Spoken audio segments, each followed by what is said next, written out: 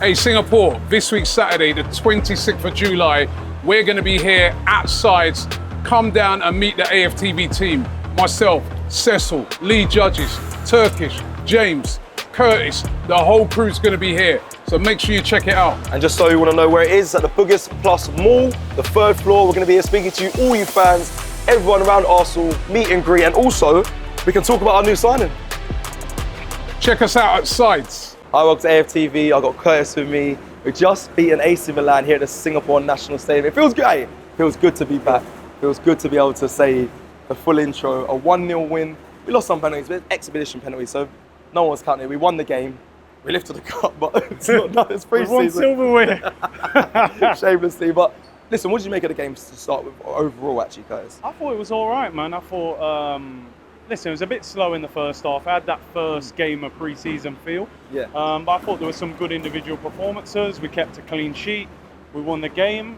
Some of the younger players who came on really stood out as well. So I think we ticked a lot of boxes there. I mean, a conservative win. I mean, AC Milan, do you think they, like, the competition, as a team that's quite a good team, are you happy with the level of competition and I mean, application from both teams, or did it feel like the first pre-season game? Yeah, I think it felt like the first pre-season, but they're a decent team. They've got some good, you saw with Liao, you know, how exciting he is. Maybe a player that we should be looking at. I know his end product wasn't always great, but the way he just went past players, Saka got a good goal for us. And then, like I said, good individual performances. Norgard, impressive for his first game. Looked solid on the ball. Zubamendi got minutes. Saliba back from injury. I thought there was a lot of good positives there. I mean, we just saw Zlatan Ibrahimovic. He might be on this coach here, but we just saw him as he walked past and he said, "Come over to us." And he said, "You guys need a striker, right?" And what did you say? I said, "Have you got your boots?" And he just did that.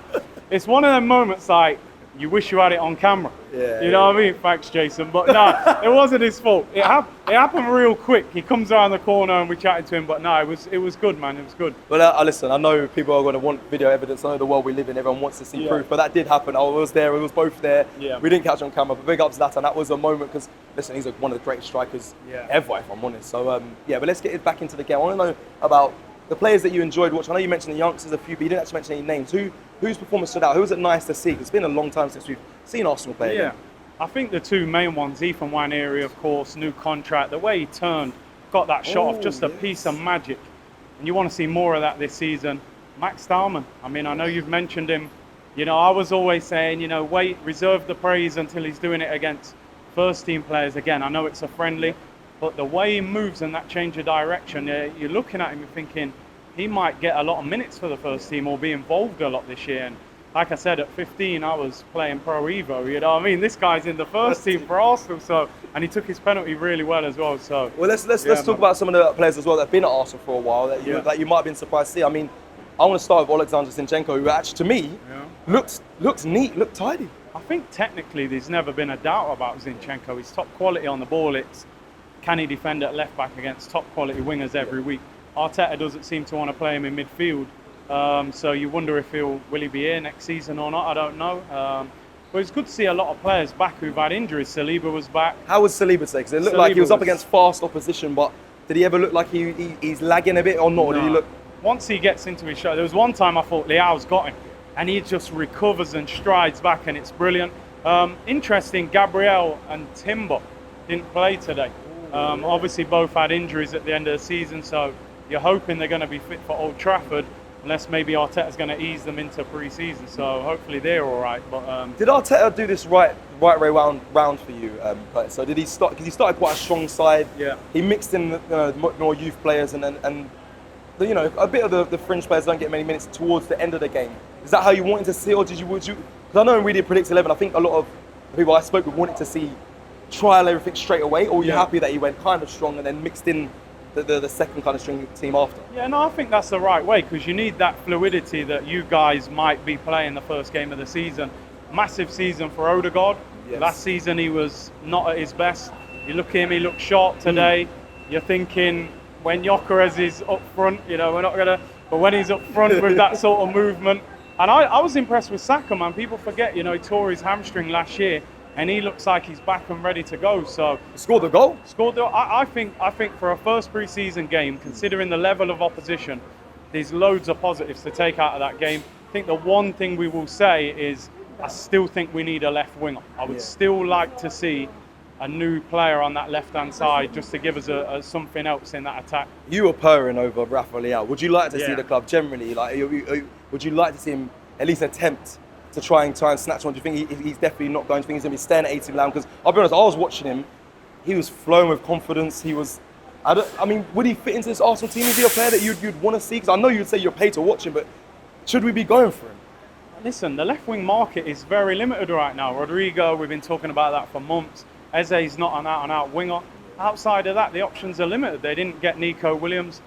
Listen, Leao's one of them frustrating players that sometimes the end product, but he can go past 2 or 3 players like they're not even there. And I think, imagine having Leao, Saka and Gyökeres as a front three. You've got major problems. To be fair. Major problems. To be fair, I would entertain it. Yeah, with Gyökeres being over 6 foot and also Leao's over 6 foot, so he's Yeah. a bit of a beast for a winger. You don't really usually see tall wingers, but he's definitely one of those. I need to kind of ask on the players that obviously that are at the club, that are new to the club, just before we kind of close this fan cam. Talk to me about Kepa Arrizabalaga, because obviously he was in goal for second half of the game, and also he did the penalty shootout as well. So what did you make of Kepa being here? Listen, he made some great saves in the penalty shootout. Looks like a presence. I think we know that Ray is going to be the number 1, but his job is to push him and put him under pressure. We were all pleasantly surprised by Norgard. You know, he's kind of the signing no one's talking about, but he looked good on the ball. He won the ball back, kept possession. You thought he looks up to speed. Zubimendi actually looked tidy, but looked like maybe I'm going to need a bit of time to get fit. So is that a smart investment then from Arsenal, considering he's, you know, Norgard's got Premier League experience, and like you said, I'll be honest, for me, he was probably one of the standout in that first half. Yeah. I can't believe how well he bedded into the team. So is that smart from Arsenal? Do you think we might see, big claim here, Man United first game away? Do you think you're seeing Martin Zubimendi, or you're seeing Norgard after today's performance? I think the aim will be Zubimendi, but I think Norgard is that insurance plan that, listen, Martin, you don't need to rush. If you're not fully fit or you're not up to speed, Norgard's good enough to sit in that role and protect. So, yeah, man, I think it's looking good. 1 or 2 more signings. Obviously, get the big man over the line, that number 9 or number 10, whatever number he wears. And I think that's a positive start to pre-season. Talking about big men here. Striker up front today, Kai Havertz. Thoughts? I mean, he worked his socks off, but yeah, I mean, there wasn't a huge amount of goal threat there. But again, he's been out for a long time, and I think we're looking at him to have a different role next season, you know, where we're not relying on him as much. You may be bringing him on later on in games, so yeah, it's about minutes in the legs, really. Yeah, he looked intense when he's pressing. He looks like he still looks, obviously off the back of an injury, he still looks sharp, more sharper than I expected actually. He got a few minutes, quite a bit of minutes today. I'm going to close by asking about Reece Nelson, who came on in that left wing position. He spoke about Rafa Leao, he spoke about addressing that left wing position.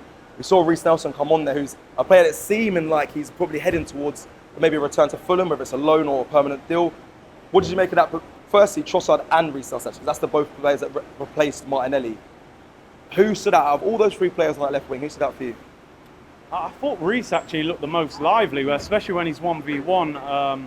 It's a shame with Reece, it just kind of feels like it's coming to that point where he's probably going to move on to get first team football. I think there's no doubt about his talent.